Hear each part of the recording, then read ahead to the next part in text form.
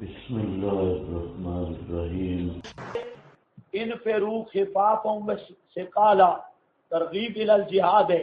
اللہ فرماتے ہیں انفروا، نکلو ہلکے ہو یا بوجھل، خفافا وثقالا، ہلکے یا بھاری۔ اس کے کئی توجیحات کی گئی۔ ہلکے یا بھاری ہونے کیا مطلب؟ خفافا اور ثقالا کا وہ اس کا ایک مطلب یہ لیا گیا کہ خفاف سے مراد ہے مال نہ ہو، اور ثقالا سے مراد ہے مال ہو، تمہارے پاس ایسے ہوں تب بھی نکلو، ایسے نہ ہوں تب بھی نکلو۔ دوسرا معنی کیا گیا کہ اس کا مطلب ہے کہ اگر خفافا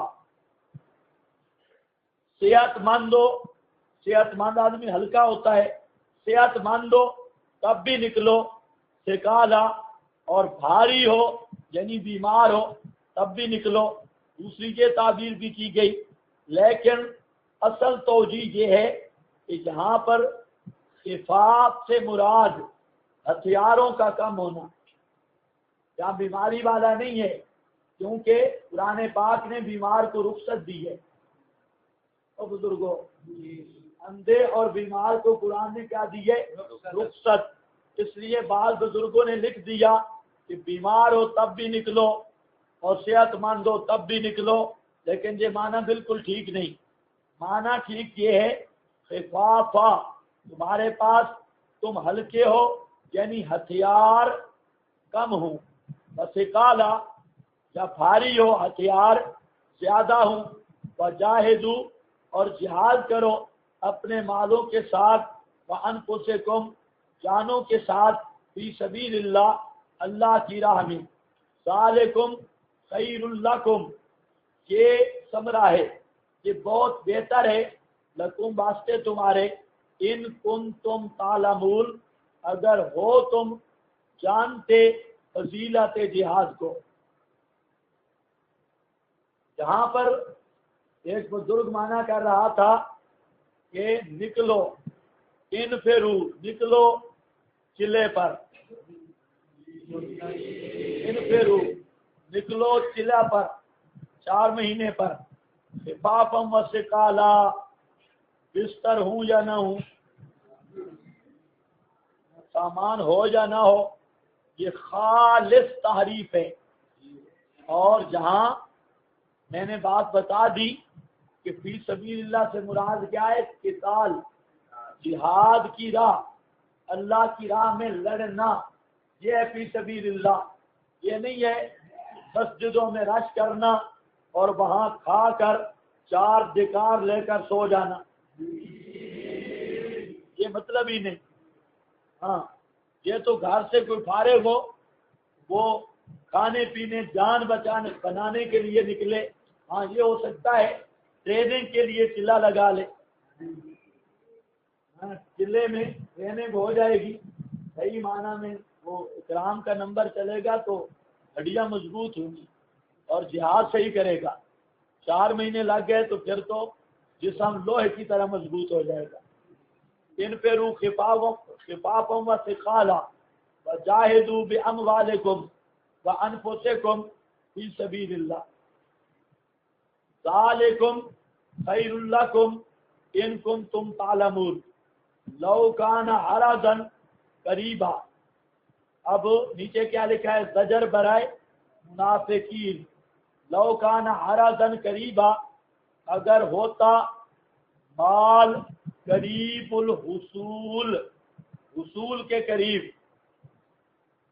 سفرن قاصدن اور سفر درمیانہ، لتبعوا کا تو البتہ پیروی کرتے تیری منافقین، ولکن بعدت علیہم لیکن لمبی نظر آئی ان کو، اشکا تو مسافت سفر ان کو لمبا نظر آیا۔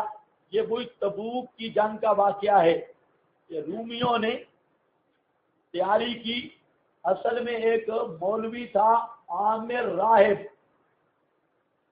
یہ یہودی تھا اور بہت بدماش تھا، یہ نبی پاک صلی اللہ علیہ وسلم کے ساتھ اکثر جنگوں میں یہ آدمی تھا مقابلہ کرنے والا اور لوگوں کو تیار کرنے والا، عامر راہب۔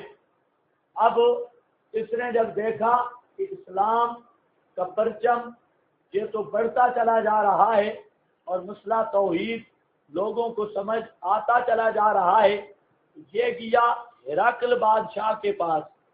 وہاں جا کر یہ رونے لگ گیا، ماتم اس نے شروع کر دیا کہ یہ تو سارے وہابی عرب پہ چھا گئے اور تیرے بارے میں سوچ رہے ہیں، تجھ پر بھی حملہ کرنے والے ہیں۔ اس دور میں صحابہ کرام کا ایک رعب تھا پوری دنیا پر، تو اس بادشاہ جو ہرقل وغیرہ تھا روم کا، اس نے کہا کہ چلو میں ان کو وہاں مدینہ میں ہی ان کے حملہ کرنے سے پہلے ہی ختم کر دیتا ہوں۔ اس نے بہت بڑا لشکر، بعض روایات میں آتا ہے 6 لاکھ کی فوج، جتنی بڑی فوج پہلے کبھی نہیں جمع ہوئی۔ 6 لاکھ، پہلے ہزاروں ہوتے تھے لیکن 6 لاکھ فوج وہاں پر اس نے روانہ کی لڑائی کے لیے۔ موسم بڑا سخت تھا، جون جولائی تھا اور سخت گرمی تھی۔ مدینہ والوں کی فصلیں تیار تھی، وہاں پر فصل کیا ہوتی تھی؟ کھجور پکی ہوئی تھی، باغات بالکل تیار تھے، گرمی شدت کی، سواریاں بالکل نہیں تھی، ایک ایک سواری پر 10 آدمی سوار ہوتے اور باری باری سے ایک میل ایک سوار ہوتا، دوسرا پھر اگلے میل وہ چلتا، دوسرا، اس طرح 10 آدمی ایک ایک سواری پہ سوار ہوتے، اور سفر بھی بڑا دور کا، تبوک جانا تھا۔ تبوک بہت کافی سفر ہے مدینہ سے تبوک کا، آج گاڑیوں پہ بھی بڑا سفر ہے، وہ سفر بھی پیدل تھا اور ساز و سامان بھی کم تھا۔ تو نبی پاک صلی اللہ علیہ وسلم نے اعلان کیا غزوہ تبوک کا۔ وہاں پر جتنے صحابہ کرام تھے انہوں نے تو بڑی خوشی سے قبول کیا اور وہ چل پڑے، ترغیب تھی۔ اور جو منافقین تھے 12 13 14 منافقین کے علاوہ کوئی منافق بھی نہیں نکلا، سارے بہانے بنا گئے۔ کوئی کہتا ہے یا رسول اللہ اماں بیمار ہے، اور بالکل ڈاکٹروں نے لا علاج کر دیا، اور کوئی کہتا میرا غلام بھاگ گیا اور میری فصلیں ہیں جی۔ دل تو بڑا کرتا ہے ساتھ جانے کو لیکن آ نہیں سکتے، یہ موجودی والی لے کے نہیں چلتی رہی۔ آپ بیٹھ کے کہتے قسمیں بھی اٹھاتے، آخر میں لیکن کر کے چھٹی لے کے گئے۔ نبی پاک صلی اللہ علیہ وسلم ان کو چھٹی دیتے گئے، جو چھٹی لیتے گئے۔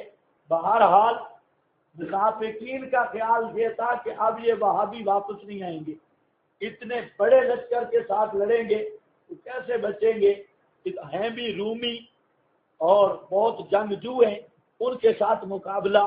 لیکن اللہ کی نصرت یہ ہوئی کہ جب صحابہ کرام آپ تبوک کے مقام پر پہنچے تو وہ رومی بادشاہ وہ اتنا مرعوب ہو گیا کہ اس نے بغیر لڑائی کے اپنی فوجیں واپس کر لی، اور لڑائی کی نوبت ہی نہیں آئی۔ صرف 1-2 صحابی وہ راستے کی مشقت میں شہید ہوا، بہت ہوا، باقی نہ کوئی لڑائی ہوئی اور نہ کوئی شہید ہوا اور نہ کوئی نقصان ہوا۔ تو اسی کو قرآن جہاں جو ترغیبیں دے رہا ہے اسی غزوہ تبوک کے بارے میں، انفروا خفافا وثقالا وجاہدوا باموالکم وانفسکم فی سبیل اللہ ذالکم خیر لکم ان کنتم تعلمون لو کان عرضا، یہ زجر ہے غزوہ تبوک کے متعلق۔ اگر ہوتا سامان قریباً کا معنی لکھا ہے قریب الحصول و سفراً قاصداً، اور سفر درمیانہ، لتبعوکا تو اتباع کرتے ضرور تیری منافق، یہ ساتھ چلتے، لیکن بعدت لمبی نظر آئی اوپر ان کے، अशुक्का तो शुक्कत का माना क्या है? मुसाफत। मुसाफत इसलिए ये रह गए और साथ नहीं निकले। अन करीब ये कस्में उठाएंगे अल्लाह के नाम की, लबिस्तताना, अगर हमारी ताकत होती ना जी, लखरजना माकुम, अलबत्ता हम जरूर निकलते तुम्हारे साथ। ये कस्में उठाएंगे, खुदा की कसम, वल्लाहि सुम्मा तल्लाहि, खुदा की कसम हम निकल जो नहीं सकते। अगर हमारी ताकत होती ना, लखरजना माकुम, अलबत्ता हम निकलते साथ तुम्हारे। जो लेकुना अनफुसहुम, हलाक करते हैं अपने आप को झूठ कहकर। वल्लाहु यालमु, अल्लाह जानता है, इन्नहुम लकाज़िबून, बेशक ये अलबत्ता निरे झूठे हैं, झूठ बोलते हैं कि बावजूद इस्तिताअत के आमादन नहीं गए। अल्लाह फरमाते हैं झूठे हैं और जान बूझ कर ये बेईमान नहीं गए।